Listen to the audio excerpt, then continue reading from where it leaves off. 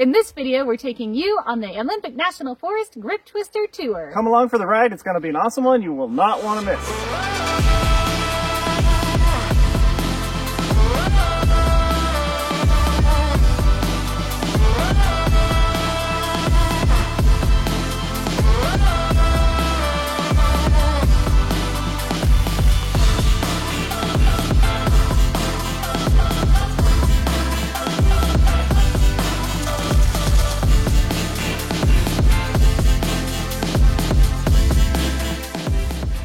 So we made our first stop here in Hoodsport. We were both hungry for lunch. This is the Model T Tin Lizzie restaurant in Hoodsport. The highway ride in here is that vibe. I'm looking through the Think Mountain Loop GPS tour book, and I was just looking to see there's not a ton of points of interest in our first 77 miles on Route A. There is the Mount Walker viewpoint. That's really close to Route B. So we'll get back to pavement before we get there. And then there is a mossy prominence with an interesting cave-like opening and recent logging that has opened up views. Those are the only 2 points of interest, so we'll see if we find those. Misty and I did try to find the point of interest with the mossy cave-like opening and did not see anything interesting there, but looking forward to just seeing all the views today. So what's our next plan? We're gonna go get on the route. That's it. That's it. I love simple Ride plans. motorcycles. Getting out of the parking lot is going to be tricky, especially when you're short.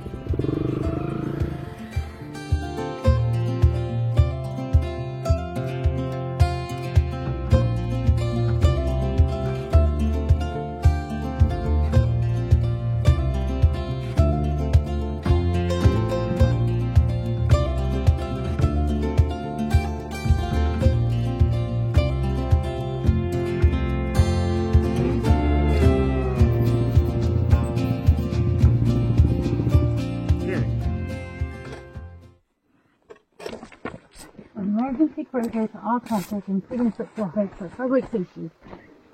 What's our plan now, Chris? Let's go look at the GPS. Alright, so we went left at this intersection. I'm just trying to see if this road where we went left will connect us back to our track. I think if you go through the neighborhood, it puts us back on 101. Yeah. And then We might as well just go back the way we came. yeah, we're going to be in Brennan real early. So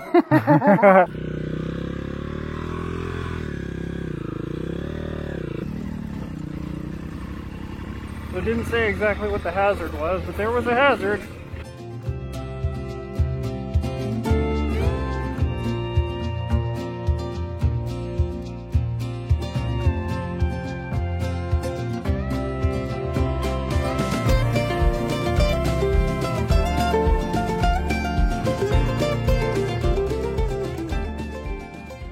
We're at the Mount Walker North Viewpoint. There used to be a fire lookout here. So we stopped off for a little break at Mount Walker Viewpoint. It's a very pretty view of kind of the surrounding areas. How many mountains could you see? 7. 7 in that mountains. direction. Yeah.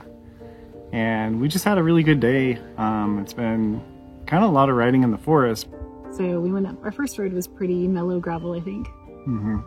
And then I don't even remember what happened. Oh, there was lots of landslides. That was fun. Yeah, well, it sort of went from like wide, easy gravel road, and then it got narrower and narrower and narrower.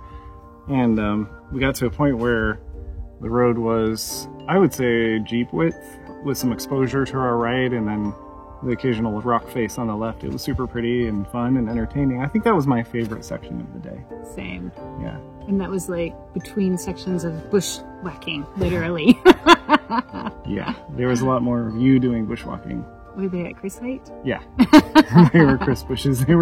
I was joking and saying it was like she was a superstar or a celebrity or something, and the bushes were her fans, and she was riding by and all the fans wanted to touch her with their hands. And that was the bushes. Yes. Some of them were rude fans. They were Panamies. Panamies, yeah. Went through the town of Brennan, didn't even stop because we were full from our good lunch. Went up this really fun gravel road that had big chunky gravel, and it was a decent hill climb, and it was funny because I was like, oh my gosh, I was in like easy riding on pavement mode, assuming I was turning onto a gravel road, and I'm like, oh my gosh, this is real off-road riding. So, Yeah, it went from pavement to like off-road, just like that. instantly. Yeah, it was like, oh, easy, hard. It's pretty funny. Yeah, and then we had the road was closed, Yeah. so we got to do that fun section again. Yeah, that was a bonus. But the road was closed for some kind of danger, but it didn't say what kind of danger. I mean, it was a washout or a fire. It was just closed, and so we had to turn around and, oh darn, do that fun road again. Oh yeah, so then we started section B just past Brennan, and that was an actual easy gravel road. Yeah. But then it got a little more textury and fun. Yeah, it got a little tighter. I would say like a disused Forest Service road, but it was like really lush and green. And there was a lot of twists and turns, and there was just that fresh earth smell that you get when you transition from like the main thoroughfare gravel roads to those B roads, those like seldom used Forest Service roads that they kind of eventually turn into like a soil covering with, you know, potholes and little bits of mud and little bits of water to splash in, and it was just super pretty. That section was probably, for the forest riding we've been today, which has been mostly forest riding, it was probably the prettiest. Yeah, I love all the lush green puddle jumps. At one point you said in the headset, you were like, I feel like I'm in indoor. I did. It felt just like indoor. Yeah. And then we were like, where's the left turn? Oh, it's on the pavement. We're back on 101. And now we're at Mount Walker Viewpoint. This is the north one, and then there's the second one, south viewpoint. Yeah. And we're going to see if they're any better, which one's better. Yes, we'll have a vote. You can vote. So we made the short trek over to the south viewpoint to see how the views differed from this one, and it was a short ride on a beautiful gravel access road, but Chris had different ideas on how to park a motorcycle.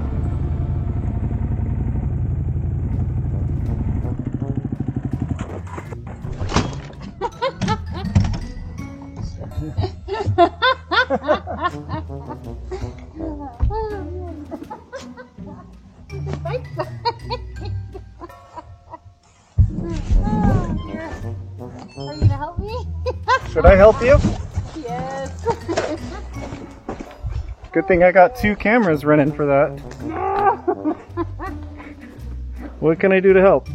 Oh my gosh, I don't know, it's very heavy with all this luggage on here. Will you get the back end? Sure. 1, 2. Thank you. 2 cameras? Aren't I lucky?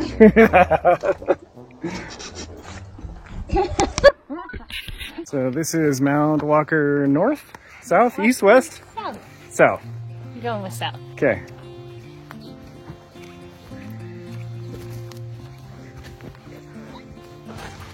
I'm not in back.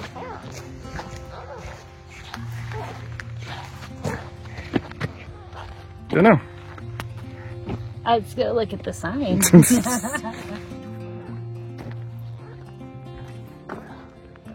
It's Mount Rainier. Let's go look. Wow, this side is really pretty. You can see Seattle. It's so cool. From here we can see Mount Rainier, and you can see downtown Seattle with all the skyscrapers.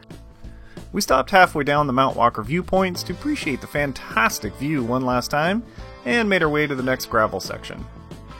This part had several splits that were difficult to determine the direction on GPS because they split at such a very shallow angle, which made for several U-turns, which aren't Chris's favorite thing, by the way.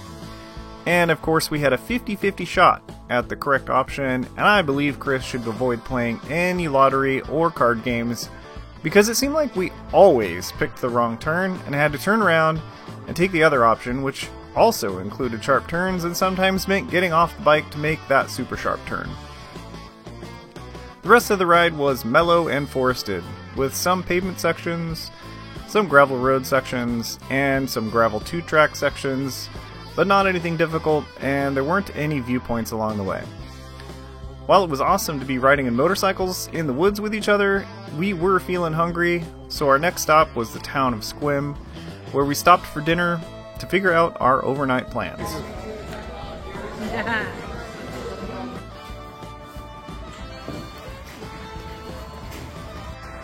Work that time. Yeah, we got it. Thank you. Alright, after much futzing, Wait. We have 2 beds. One for me, one for you. Hey. So the very most important thing is, We gotta get your ice cream quick. yeah, get those clothes off. Best hotel ever. We're walking to the ice cream store.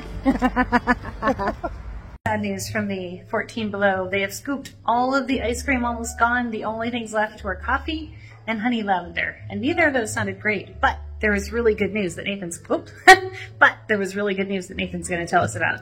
They were out of IPA. That's not the good news. That's the only news I've got.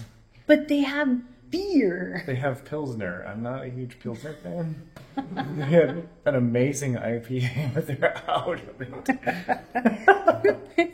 They're out of many things, but we're still enchanted by the beer and ice cream shop in the parking lot. It's refreshing. And even Nathan said it's not bad. What happened since we talked to everybody last? I rode around in circles.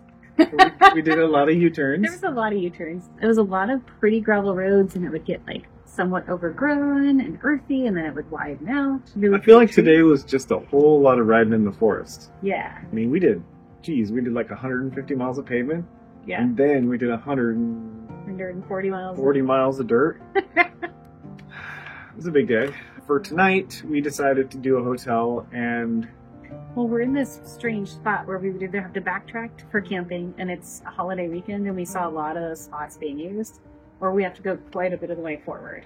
but we will be camping the next few nights.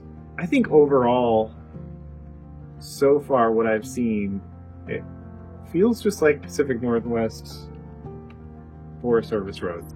Yeah. Yeah, but it's gonna get. I think it's gonna get more interesting, and we're traveling uncharted territory. Because even though I did this a couple of years ago, we started to choose your own adventure route, and so I have no idea what tomorrow's gonna bring because I haven't ridden any of it. That was day 1 for us, and more tomorrow. Have a good night.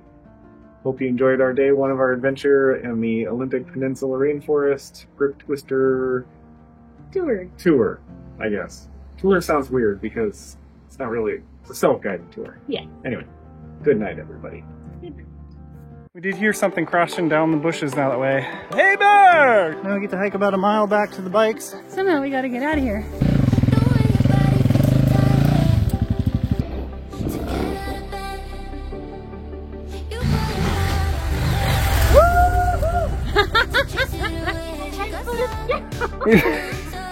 Woo!